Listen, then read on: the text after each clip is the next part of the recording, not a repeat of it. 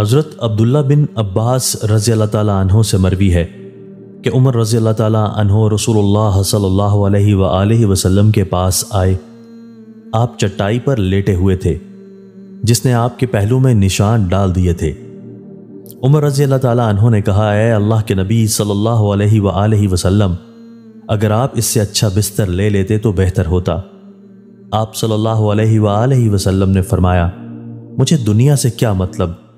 میری اور دنیا کی مثال تو اس سوار کی طرح ہے جو ایک گرم دن میں سفر کرتا ہے اور دن کی ایک گھڑی کسی درخت کے نیچے سایہ حاصل کرنے کے لیے بیٹھ گیا، پھر وہاں سے کوچ کر گیا اور درخت کو چھوڑ دیا۔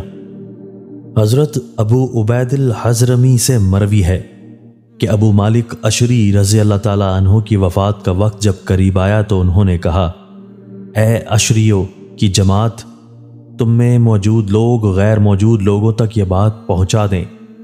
میں نے رسول اللہ صلی اللہ علیہ وآلہ وسلم سے سنا، فرما رہے تھے دنیا کی مٹھاس آخرت کی کڑواہٹ ہے اور دنیا کی کڑواہٹ آخرت کی مٹھاس ہے۔ نبی صلی اللہ علیہ وآلہ وسلم کے ایک صحابی نے کہا کہ نبی صلی اللہ علیہ وآلہ وسلم نے فرمایا، اللہ تعالیٰ فرماتا ہے، اے ابن آدم میری طرف رخ کرو، میں تمہاری طرف چل کر آؤں گا، میری طرف چل کر آؤ، میں تیری طرف دوڑ کر آؤں گا۔ حضرت جابر رضی اللہ تعالیٰ عنہ سے مرفوع مروی ہے کہ اگر ابن آدم اپنے رزق سے اس طرح بھاگے جس طرح موت سے بھاگتا ہے، تب بھی اس کا رزق اس تک پالے گا جیسے اسے موت پا لیتی ہے۔ حضرت عمر بن خطاب رضی اللہ تعالیٰ عنہ سے مروی ہے کہ انہوں نے نبی صلی اللہ علیہ وآلہ وسلم سے سنا، فرما رہے تھے، اگر تم اللہ پر اس طرح بھروسہ کرو جس طرح بھروسہ کرنے کا حق ہے تو اللہ تعالیٰ تمہیں اس طرح رزق دے گا جس طرح پرندوں کو رزق دیتا ہے، جو صبح کے وقت بھوکے پیٹ جاتے ہیں اور شام کے وقت پیٹ بھرے ہوئے آتے ہیں۔ حضرت ثوبان رضی اللہ تعالیٰ عنہ سے مرفوع مروی ہے کہ تم میں سے کوئی بھی شخص شکر گزار دل، ذکر کرنے والی زبان اور نیک بیوی جو آخرت کے معاملے میں اس کی مدد کرے پسند کرے۔ حضرت ابو ہریرہ رضی اللہ تعالیٰ عنہ کہتے ہیں کہ رسول اللہ صلی اللہ علیہ وآلہ وسلم نے فرمایا، تم میں سے آج کس کا روزہ ہے؟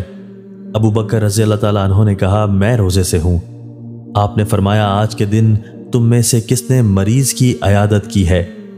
ابو بکر رضی اللہ تعالیٰ عنہ نے کہا، میں نے۔ آپ نے فرمایا، آج کے دن جنازے میں کون حاضر ہوا ہے؟ ابو بکر رضی اللہ تعالیٰ عنہ نے کہا، میں۔ آپ نے فرمایا، آج کے دن کس نے مسکین کو کھانا کھلایا ہے؟ ابو بکر رضی اللہ تعالیٰ عنہ نے کہا، میں نے۔